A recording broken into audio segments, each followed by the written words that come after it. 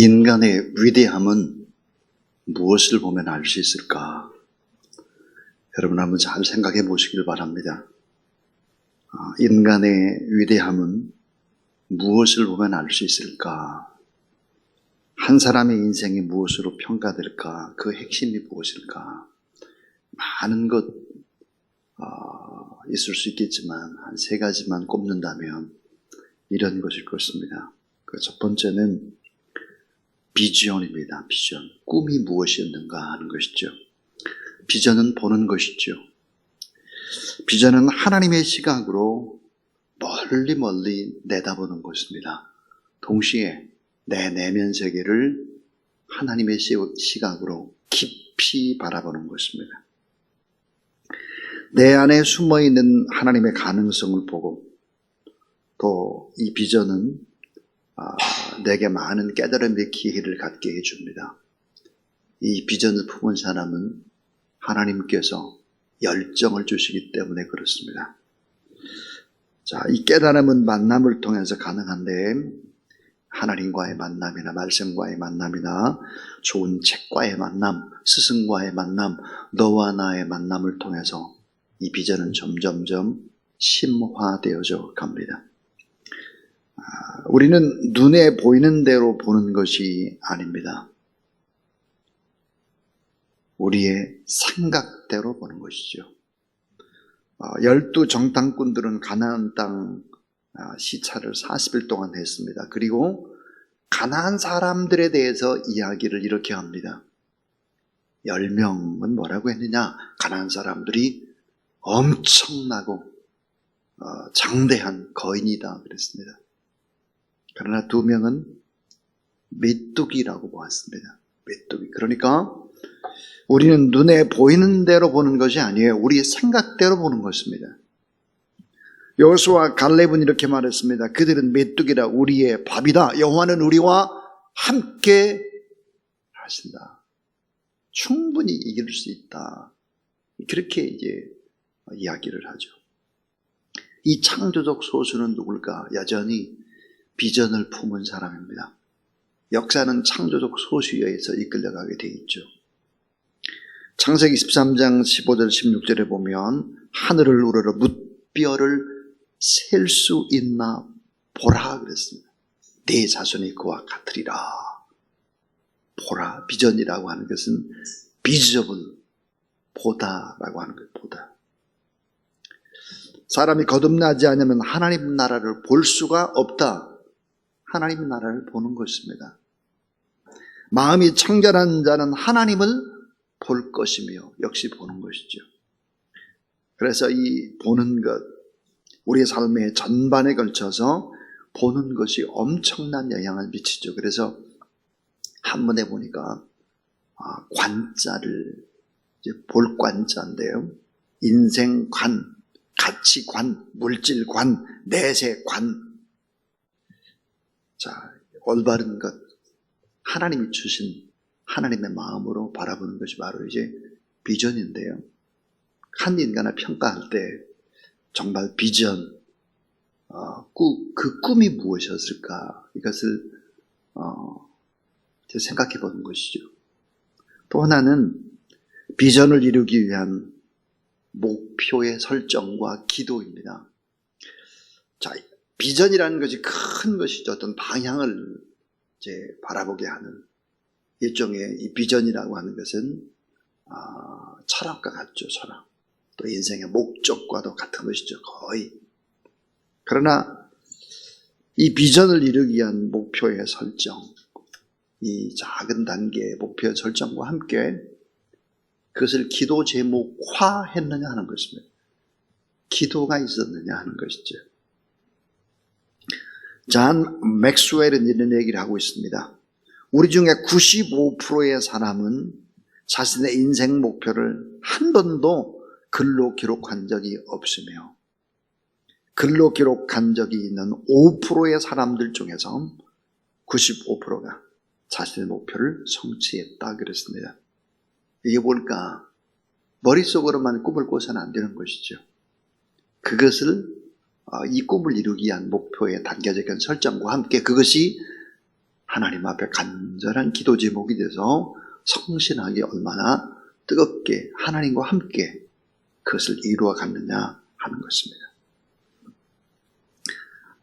여일대학에서 졸업생 3%만 구체적인 인생의 목표를 글로 써서 제출했다 그랬습니다. 그리고 22년이라는 시간이 지나고 난 다음에 인생 목표를 글로 써낸 3%의 학생들, 또 써내지 않은 97%의 학생들, 22년이 지나고 난 다음에 이들의 삶을 비교해 보았습니다. 자, 인생 목표를 글로 써낸 3%의 사람들은 나머지 97%의 학생들 모두 합친 것보다 목표를 더 많이 귀하게 가치 있게 달성했다고 발표를 했습니다. 그러니까 비전을 이루기 위한 구체적인 목표와 함께 이 목표를 이루기 위한 단기적인 그런 것들을 계획적으로 기도 제목을 가지고 하나님과 함께 기도하면서 이런 삶의 과정들을 마쳤는가 하는 것입니다. 근데 더 중요한 것이 있죠. 그 세 번째는 마지막 인생의 죽음을 보라입니다. 죽음을 보라. 성공하는 인물보다는 가치 있는 인물이 되기를 원하는 것인데, 자, 가치 있는 삶을 살았다고 하는 것은 인생의 마지막을 보면 압니다. 자, 인격이 없는 성공만큼 비참한 것은 없죠. 죽음이란 뭘까? 죽음은 최고의 축복입니다. 죽음은 실물 교육이죠. 어떻게 살아야 된다고 하는 것을 아들, 딸, 주변의 사람들에게 실물로 교육하는 것이 바로 죽음입니다. 그 실물 교육 가운데 가장 위대한 실물 교육이 뭘까? 그것은 당연히 구원의 예행 연습입니다. 구원. 이렇게 살아야 우리도 하나님의 나라에 가는구나. 죽음의 예행 연습이죠. 죽음으로 말해야 합니다. 죽음은 향기입니다. 오래오래 가는 향기. 죽음은 영향력입니다. 지워지지 않는 교훈입니다. 그래서 아브라함도 죽음으로 말했습니다. 이삭도 야곱도 오늘 본문 요셉도 죽음은 그 인생의 비전을 새겨놓은 것입니다. 그러니까 인생의 비전이 죽을 때까지도 식지 않고 그 비전이 계속되고 후대에게도 그 비전이 이어지는가 하는 것이죠. 자, 오늘 창세기 50장 24절부터 25절 말씀. 요셉이 또 이스라엘 자손에게 맹세시켜 이르기를 하나님이 반드시 당신들을 돌보시리니 당신들은 여기서 내 해골을 메고 가나안 땅으로 올라가겠다 하라. 맹세하라. 유언입니다. 요셉은 꿈을 꾸는 사람이었죠. 형제들은 요셉이 나타나면 뭐라고 말했을까요? 꿈꾸는 자가 오는도다. 꿈꾸는 자가 오는도다. 요셉은 살아서도 꿈을 꿨고 죽으면서도 꿈을 꾸었습니다. 요셉이 죽기 전에 자손들에게 남긴 유언이 창세기 마지막 오늘 우리가 읽은 본문입니다. 하나님이 반드시 당신들을 지켜줄 것입니다. 당신들이 곧 내 앞에서 맹세해야 합니다. 내 유골, 내 해골 이걸 메고 가나안 땅으로 올라가겠다고 맹세를 하라 그랬습니다. 요셉은 자기 뼈를 에집트 땅에 묻지 말고 먼 훗날 후손들이 가나안 땅에 들어가게 될 것인데 거기에 묻어달라고 부탁을 하고 있습니다. 유언을 하고 있습니다. 이 유언 속엔 무엇이 담겨져 있을까요? 하나님의 뜻이 담겨져 있습니다. 이 유언 속엔 무엇이 담겨져 있을까요? 민족 구원에 대한 꿈이 담겨져 있는 것입니다. 요셉은 하나님이 이스라엘 백성들을 끌어내서 가나안 땅으로 인도하시는 꿈을 꿨고 그 꿈을 자신의 뼈에 담아놓은 것입니다. 요셉의 후손들은 요셉의 유언대로 그의 뼈를 에집트에 묻지 않고 간직하면서 요셉의 꿈을 가슴에 새겼습니다. 에집트에서도 그 꿈을 새기는 것이죠. 수백 년 후 시간이 흘러갔습니다. 430년의 시간이 흐른 후에 요셉의 유언대로 이스라엘 백성들은 모세의 인도하에 에집트를 탈출하게 됩니다. 자, 기다란 출애굽의 행렬 맨 앞에 모세가 있었고, 모세 앞에는 또 무엇이 있었을까? 놀랍게도 요셉의 뼈가 있었습니다. 모세보다 더 앞에 요셉의 뼈가 있었죠. 모세가 요셉의 유고를 가졌으니 출애굽기 13장 19절입니다. 모세가 요셉의 유고를 가졌으니 이스라엘 자손은 요셉의 뼈를 모시고 갔던 것이죠. 긴 세월 동안 이스라엘 백성들 에집트에 살면서도 약속의 땅으로 들어가리라. 우리가 살 곳은 이곳이 아니다. 하나님의 구원의, 민족 구원의 예행 연습을 생각했던 것입니다. 요셉의 뼈를 보면서 자신들이 떠돌이임을 되새겼고 후손 대대로 이 진리의 말씀을 깨우치고 교육했던 것입니다. 자, 출애굽한 이스라엘 백성들은 광야 생활을 거친 후에 가나안 땅에 들어가게 되죠. 여호수아가 가나안 땅을 정복함으로써 이스라엘 백성들은 떠돌이 생활의 끝을 맺게 되는데 그 뒤로 어떻게 됐을까 하는 거예요. 하나님이 이스라엘 족장들에게 땅을 주시겠다고 하신 그 약속들이 이제 창세기부터 여호수아까지 계속해서 약속과 성취의 틀로 창세기부터 여호수아까지, 그러니까 6권의 책에 그 틀로 짜여져 있죠. 자, 여호수아는 정복한 땅을 이스라엘 백성들에게 나눠준 다음에 하나님만 섬길 것을 세겜에서 설교를 합니다. 자,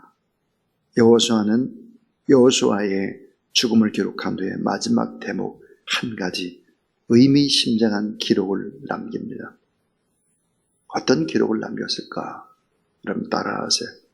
또 이스라엘 자손이 애굽에서 가져온 요셉의 뼈를 세겜에 장사하였으니. 여호수아 24장 32절입니다. 이스라엘 백성들은 요셉의 뼈를 가나안 땅 세겜에 붓습니다. 이 세겜은 어떤 곳일까? 가나안의 중심지죠. 그리고 먼 옛날 아브라함이 가나안 땅에 처음 이르러 제단을 쌓았던 곳이었습니다. 자, 오늘 우리는 생각을 해봐야 하겠습니다. 한 사람의 위대함을 평가할 때 그 평가를 어떻게 해야 될 것인가?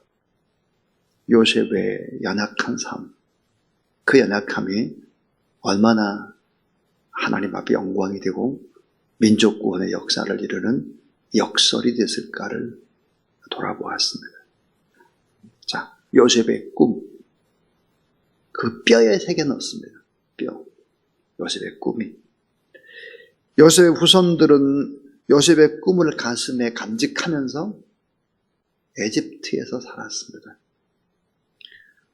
자, 출애굽할 때, 홍해를 건널 때도 이 뼈가 맨 앞장을 서게 되고, 광야에서도 결국은 이 뼈를 잘 보관하고 이 뼈의 유언을 생각했습니다.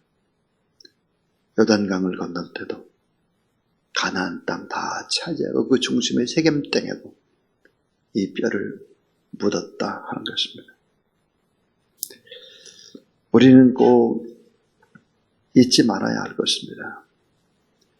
어떻게 살아야 될까? 어떻게?